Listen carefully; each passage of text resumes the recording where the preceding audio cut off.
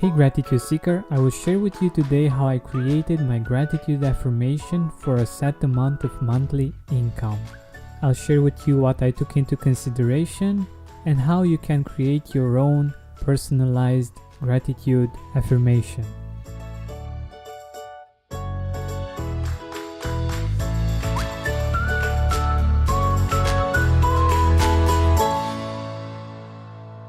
In yesterday's episode, the one with taking our brain off of autopilot and updating our software system, I gave you a personal example. It was about setting a specific financial goal for every month on my own terms and taking into consideration my personal limitations. So having realized that it worked for me, I'm hoping that it will work for you as well, and that me sharing this with you will get you to where you want to be financially. And if you do, make sure you let me know. I would be really happy to see that it has worked for you as well. So here it goes. I, Georgian, deserve, ask, and receive with joy X amount per month, constantly, doing work that I enjoy. Thank you for the X amount that I deserve and receive with joy. This is a more simplified version from the one that was the first draft, because it's important for it not to be too long. So I got to this version because I was thinking about the fact that I would love to make money in a way that I enjoy. And also I was thinking about what are my limitations when it comes to receiving money. And you might have the same limitations, or you might have other kinds of limitations, but my limitations were deserving, actually asking for the money, and receiving with joy. Let's take them one by one. Deserving.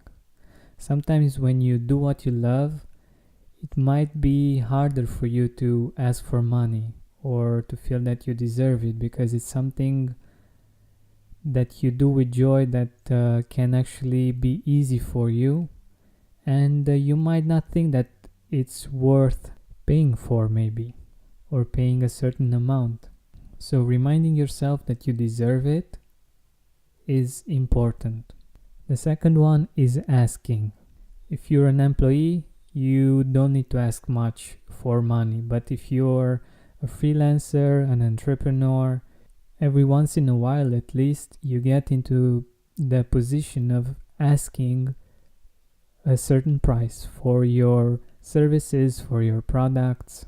And this can become pretty tricky emotionally, because on the one side you might want to work with someone and you don't want money to be an issue, or you might need to have a certain price in order for things to make sense for you, or even in some situations maybe even your life, your income depends on you asking a price that is acceptable. Or you may even be afraid of asking because you feel that you might get rejected, so you might avoid asking. But even if you're an employee, you might want to ask for a raise, and having this word in the affirmation is pretty important, because it empowers you to ask and to receive with joy. This is the third part, receiving with joy. I used to have a really hard time doing this because, for instance, in my family, I've heard lots of times that there isn't enough money, and also in Romania in general, that people are poor and all kinds of things of this nature. This got me to feel bad when I received, because I felt that the other person has less because they have given their money to me. And in my brain, instead of having a positive connection regarding receiving, I actually had a negative feeling, a feeling of guilt or sadness or compassion that wasn't really serving anyone. So receiving with joy is quite an important part of the equation. Another thing was the word constantly, because there were months when I used to work with this kind of affirmations that I actually got to that income, but I wasn't able to keep it at that level. So making sure that you put in constantly, this will give you great ideas on how that can actually become a reality. And the end, of course, thanking and feeling the gratitude for that experience in the present moment, even though it's something that hasn't manifested yet. I'm thanking for the sum of money that I deserve and that I receive joyfully.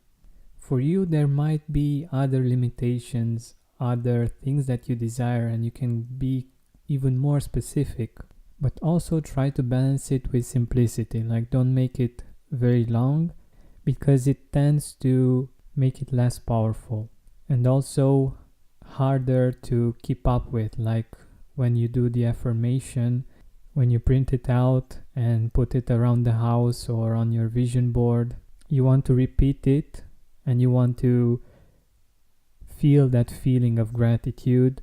And if you have an affirmation that's too long, it might be harder to keep up.